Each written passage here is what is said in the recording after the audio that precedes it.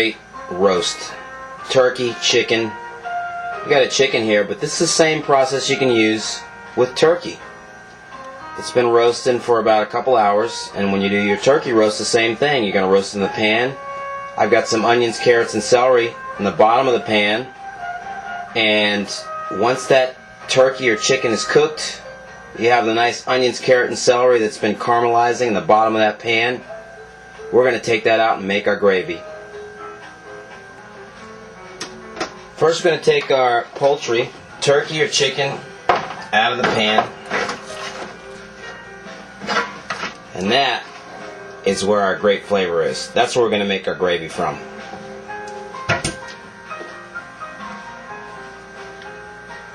So we got all these great roastings in the bottom of the pan. Juices, the natural oil that's come from the turkey or chicken. Next, we're going to add in flour. Just dust a little bit at first, and then stir it in. This is basically making a roux. And you're going to stir that all around, add a little bit at a time. And this roux is going to be great. This is what's going to thicken your gravy, and that's what you have, that great flavor or fond or foundation on the bottom of our pan. Just keep adding flour until it's like a paste, like a wet sand texture. That's all you got to do. Just keep adding that flour. Don't need any heat under it. Just do this first. Keep mixing that up. A little at a time. Got that great flavor on the bottom. I had onions, carrots, and celery diced in the bottom of this pan, which is really good. Adds extra flavor. We're going to strain it out later on. Once again, add a little more flour to that and stirring it in. Look at that. Oh, that's great color.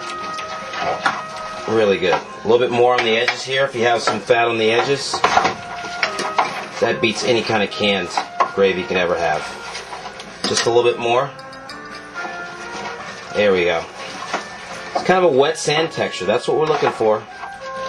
Just mix that all in. See how it's all separating a bit from the pan? Get all that flavor from the bottom. If you have something burnt, take it off, but that's basically it. Now let's get ready to add our water. So now it's ready. You have that nice wet sand texture there. Excellent.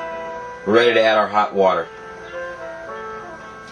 Now I've got a little bit of heat on the bottom, like a medium heat, and I'm going to add water, but you can add chicken stock if you want.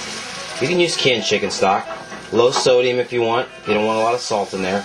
Keep adding a little bit of water at a time. And just move that around on a medium heat. I got the burner on underneath to make our gravy. Keep adding a little bit at a time. And this is going to come to a simmer. We'll season it later. We don't want to season it right now. We don't want to just keep mixing in that water. And this has to come to a simmer so we can cook out all the flour as we're making the gravy. It looks good. Alright, let's let that come to a simmer. A little bit more water before we strain it. And then we'll season it later. That's what we're looking for. It's simmering. It's nice. We've added more water to it.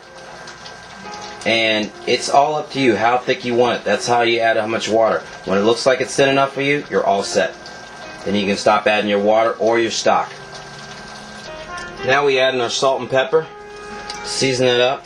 You can add some dried sage too. I had a little chopped sage in here before, but this salt and pepper is going to be fine. Stir that in. Still simmering a little bit, and it's just the thickness that I want. Like I said, if you want a real thin gravy, you just keep adding more stock or more water. Or thicker, you have a little less water or stock added to it. That's about ready. It looks great. We're getting ready to strain it now. Looks great. Time to strain it. Now we're ready to strain it. Nice. Run that through a strainer. Shake that out there a little bit.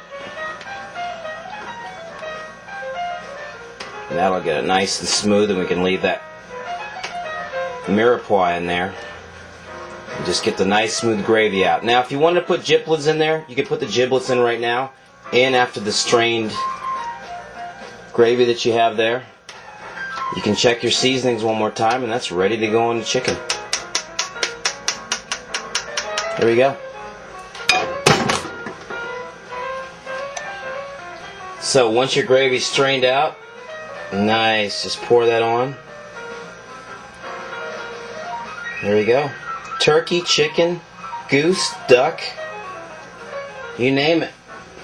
It's pretty simple. Nice gravy. There you go.